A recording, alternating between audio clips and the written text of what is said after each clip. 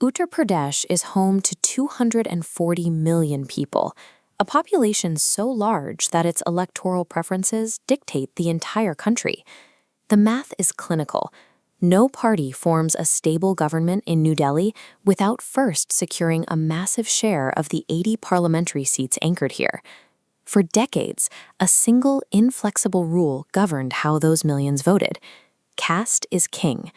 A voter's political loyalty was almost entirely mapped to their position within highly rigid social stratifications. This chart shows how traditional power brokers treated the electorate.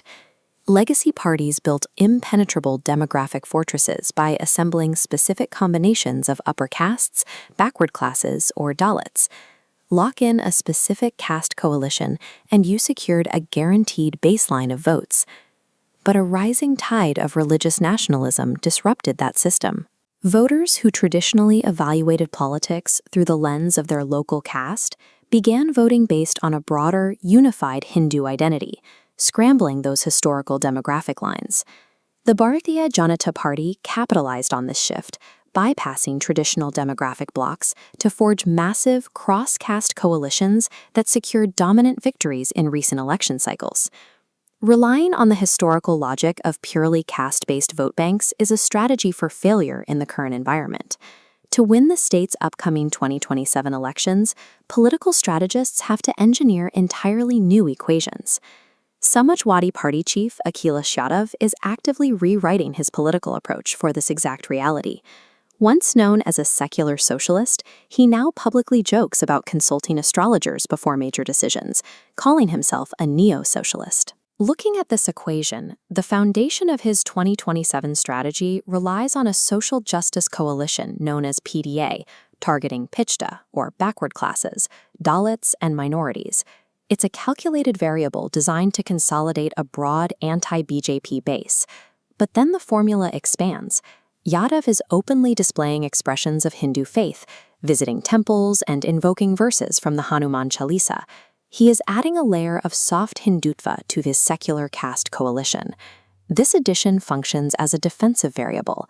By projecting himself as rooted in Hindu traditions, he attempts to deny the BJP the ability to polarize Hindu voters against his party on religious grounds. The tactical objective is to neutralize religious friction. If faith is removed as a wedge issue, the theory goes, voters will revert back to evaluating candidates based on local governance records and traditional caste alignments. To counter this, the incumbent government relies on maintaining its own consolidation of Hindu voters. Under Chief Minister Yogi Adityanath, the BJP deploys assertive civilizational messaging to keep that cross-caste coalition tightly unified. The absolute stress test for both of these competing formulas is currently playing out over a 20,000 crore rupee donation pool for the newly constructed Ram Mandir in Ayodhya. Political opponents are framing discrepancies in the Temple Trust as a financial scandal and a failure of governance. They are attacking the administration's oversight to peel away uncommitted voters without criticizing the deity. Chief Minister Adityanath's countermaneuver is immediate and aggressive. He reframes the opposition's accounting questions as a direct, coordinated assault on Hindu devotees and their beliefs. These opposing strategies target a specific sociological reality. Driven by decades of reservation policies and rapid economic shifts, today's voters carry overlapping loyalties. They are highly conscious of their caste identity while also being mobilized by their religious affiliation. The dispute over the temple donations operates as a proxy war for narrative control. The side that successfully frames this event, whether as a betrayal of public trust or an attack on religious devotion, will dictate the mindset of the electorate in 2027. The Samajwadi Party is betting that if they can neutralize the political advantage of religious messaging, demographic arithmetic and local economic frustrations will overpower ideological fervor. The BJP is making the exact opposite calculation. They are betting that a shared civilizational identity acts as a permanent glue, capable of overriding historical caste divisions regardless of local grievances. The reverberations of this test stretch far beyond state borders. The political math that wins Uttar Pradesh ultimately decides the legislative majority inside the Indian parliament.